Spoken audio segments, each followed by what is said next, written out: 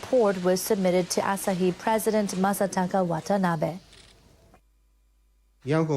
I once again extend my sincere apologies for causing a lot of trouble over the series of Asahi reports on those referred to as comfort women.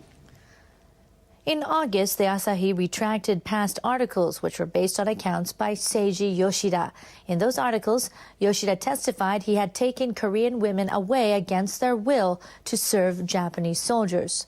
A researcher published findings in 1992 that Yoshida's testimony was very dubious, but the paper continued to carry his accounts in articles. The panel pointed out that the Asahi remained passive, failing to send reporters to confirm the findings.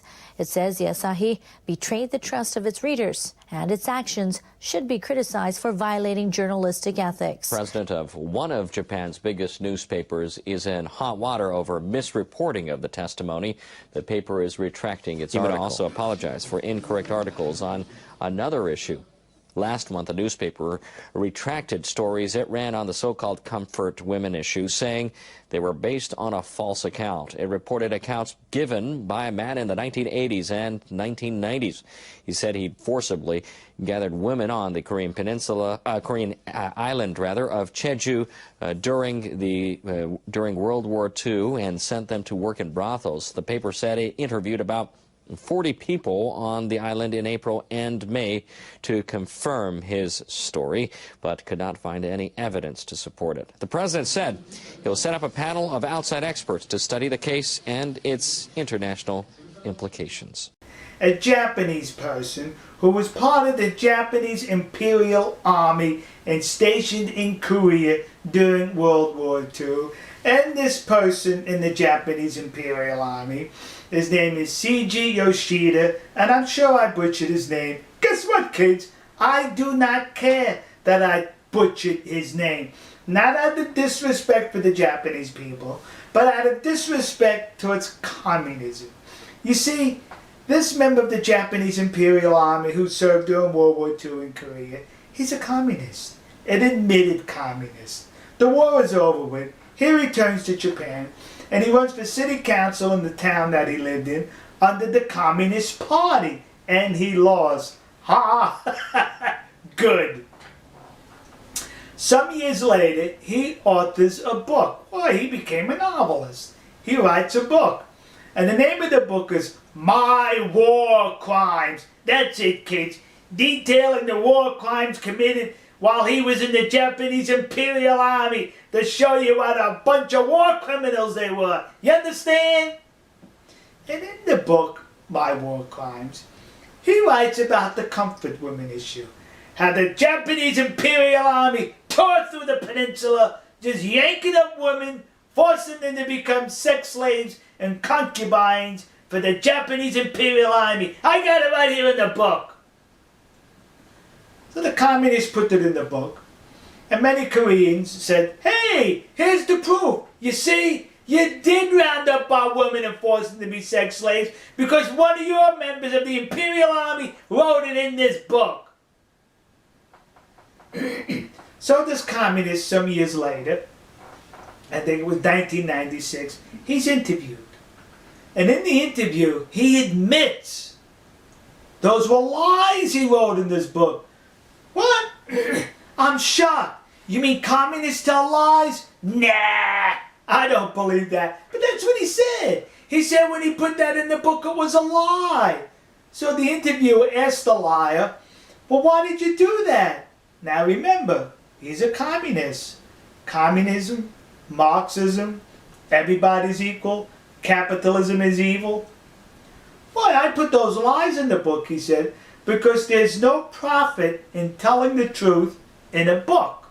See, the communist was looking for a profit.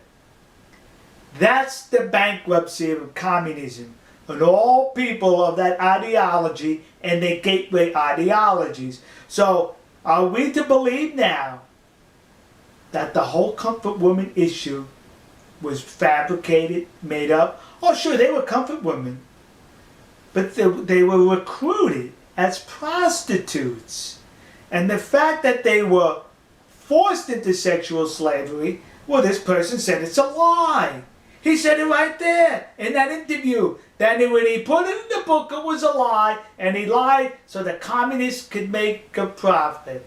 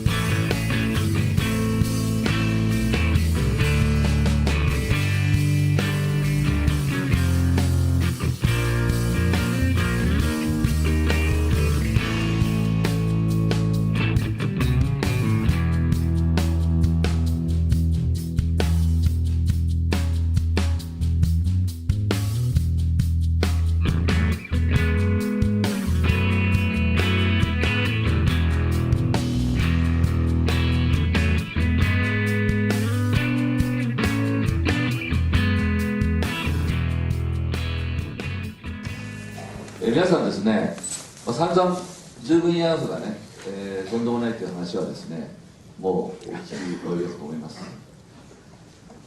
なんで朝鮮人のですね、女の人が奴隷にされた性奴隷だったらその夫は何をやってたんですか、教えていただきたいです、ね、今日ですね、向こう側の方も来られてるはずです。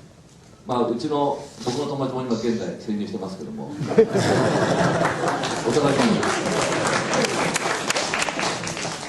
逐一ねメールで報告もらってるんですけど今日おいでいただいてるですねバーネットの方いらっしゃると思うんですね。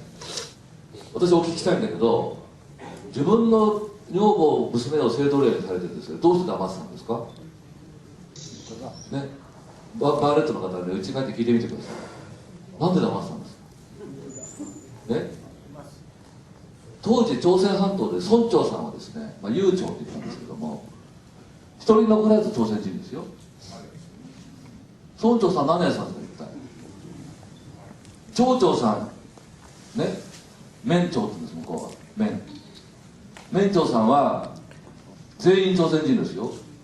一体何やさんですか。町民の女の人が拉致されて強姦されて奴隷されてって、当時朝鮮半島にいたね日本の軍隊がですよ、農村に行って女の人を連れてきたんです。軍人兵隊の飛行をですね取り締まる憲兵はよろしいですか、朝鮮半島で補助憲兵って言ったんですけども、一人残らず朝鮮人ですよ。当選もできなかったら仕事できないからね。憲兵は一体何やったんですか、朝鮮人の憲兵は。自分たちの同胞の女の人たちがね奴隷にされるのをめでたんですか。私はお聞きしたいです。県知事、向こうは道知事って言いますけど、道知事の 40% は朝鮮人だったんですよ、皆さん。道知事は一体何やってたんですか。道民の娘や人妻がですね奴隷にされていって、東京に衆議院議員がいてですね、朝鮮人の衆議院議員がいたんですよ、牧師議員。彼は何やってたんですか、一体。なんで文句言わなかったんですか。貴族院議員に何人もいたんですよ、朝鮮人が。当時の貴族院議員って今の参議院議員と比較になりませんよ。なんで言わなかったんですか。家族ね、華やかに書くんですけど、公爵や伯爵に朝鮮人がたくさんいたんですよ、皆さん、先生。その人は一体何やってたんですか。もっと言えば皇族に朝鮮人がいっぱいいたんですよ。李王家ですよ。皇太子さんよりも偉かったんですよ。天皇陛下がいて李王家がいて、それから皇太子さんになったんですよ。なんで文句言わなかったんですか。もっと言えばね、朝鮮人の女子供をですね奴隷にしたらね、先帝陛下昭和天皇が許すわけないじゃないですか。当時一子同人といって、朝鮮人も内地人も台湾人も樺太アイヌもですね、みんな等しく天皇の石室としてたんですよ。そんな一部の、ね、人間だけ奴隷にしたら大労働なんじゃないですか。